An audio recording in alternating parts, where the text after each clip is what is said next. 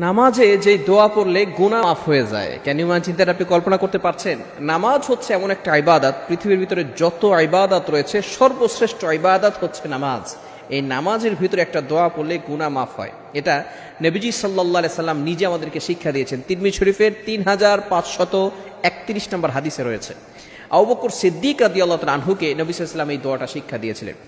আবু বকর সিদ্দিক রাদিয়াল্লাহু তাআলা আনহু একবার নবীজি সাল্লাল্লাহু আলাইহি ওয়াসাল্লামের কাছে এসে বললেন, ইয়া রাসূলুল্লাহ, ইয়া হাবিবাল্লাহ, আমার জাহান্নামের কথা শুনলেই বড় ভয় লাগে, কবরের আযাবের কথা শুনলেই বড় ভয় লাগে, কিন্তু আমার নামাজ পড়তে বড় ভালো লাগে। ইয়া রাসূলুল্লাহ, ইয়া হাবিবাল্লাহ, আমাকে নামাজের ভিতরে এমন একটা দোয়া শিখিয়ে দেন যে দোয়াটা আমি নামাজের ভিতরে করলে আমার গুনাহ মাফ হবে। সাথে সাথে নবীজি সাল্লাল্লাহু আলাইহি ওয়াসাল্লাম আবু বকর সিদ্দিক রাদিয়াল্লাহু তাআলা আনহুকে একটা দোয়া শিখিয়ে দিলেন, চমৎকার একটি দোয়া। আবু বকর সিদ্দিক রাদিয়াল্লাহু তাআলা আনহু দোয়াটা শিখার সাথে সাথে তিনি বললেন, ইয়া রাসূলুল্লাহ, ইয়া হাবিবাল্লাহ, আজকে থেকে আমি প্রতিদিন নামাজের ভিতরে এই দোয়াটা পাঠ করব। Can you imagine that? আপনি কল্পনা করতে পারছেন কি দোয়া রাসূলুল্লাহ সাল্লাল্লাহু আলাইহি ওয়াসাল্লাম শিক্ষা দিয়েছেন? আবু বকর সিদ্দিক রাদিয়াল্লাহু তাআলা আনহু সেই দোয়া নামাজের ভিতরে প্রতিদিন পাঠ করতেন। সেটাই হচ্ছে চমৎকার একটি দোয়া। আল্লাহুম্মা ইন্নী যালামতু নাফসি যুলমান কাসীরা ওয়া লা ইয়াগফিরুয যুনুবা ইল্লা আনতা ফাগফিরলি মাগফিরাতাম মিন ইনদিকা ওয়ারহামনি ইন্নাকা আনতাল গফুরুর রহিম। আমরা অনেকেই নামাজের ভিতরে এই দোয়াটা পড়ি। এটা হচ্ছে দোয়ায়ে মাসুরা। আমরা সকলে এই দোয়াটা জানি। বিশেষ করে শেষ বৈঠকে তাশাহুদ পড়ি, এরপরে দুরুদ ইব্রাহিম পড়ি, এরপরেই কিন্তু আমরা দোয়ায়ে মাসুরা পড়ি।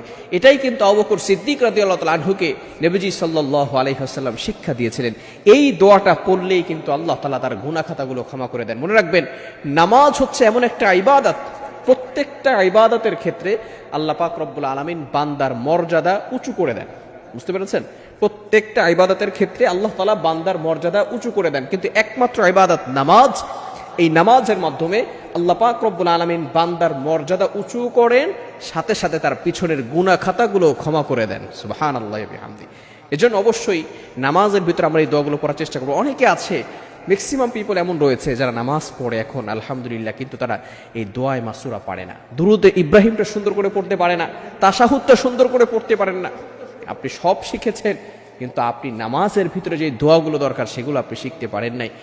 এজন্য অবশ্যই এই দোয়াগুলো শিখে রাখা দরকার, নামাজের ভিতরে এগুলো পড়া দরকার। যদি কোনো মুসল্লি থাকে, সেও নামাজের ভিতরে ইমামের পিছনে পিছনে তাশাহুদ পড়বে, দুরূদ শরীফ পড়বে, দোয়ায়ে মাসুরা পড়বে, তাতে কোনো আপত্তি নাই। এই দোয়াগুলো আমাদের শিখা দরকার। অনেকে আমরা এই দোয়াগুলো পারি না, সন্তানদেরকে এই দোয়াগুলো শিখাই না।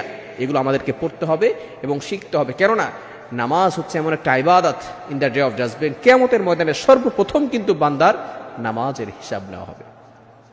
নবীজি সাল্লাল্লাহু আলাইহি ওয়াসাল্লাম নিজে জানিয়ে দিয়েছেন, আউয়ালু মা ইউহাসাবু বিহিল আবদু ইয়াউমাল কিয়ামাতিস সালাহ, কিয়ামতের দিন সর্বপ্রথম বান্দার নামাজের হিসাব নেওয়া হবে।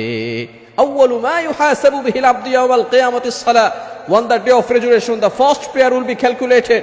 কিয়ামতের ময়দানে সর্বপ্রথম বান্দার নামাজের হিসাব নেওয়া হবে। এজন্য আসুন, নামাজের যে দোয়াগুলো আছে, যেগুলো রাসূলুল্লাহ সাল্লাল্লাহু আলাইহি ওয়াসাল্লাম নিজে আমাদেরকে শিক্ষা দিয়েছেন, এই দোয়াগুলো আমরা সুন্দর করে আদায় করার চেষ্টা করি, সুন্দর করে মুখস্থ করার চেষ্টা করি। আল্লাহ তাআলা আমাদের সকলকে বুঝার তৌফিক দান করেন।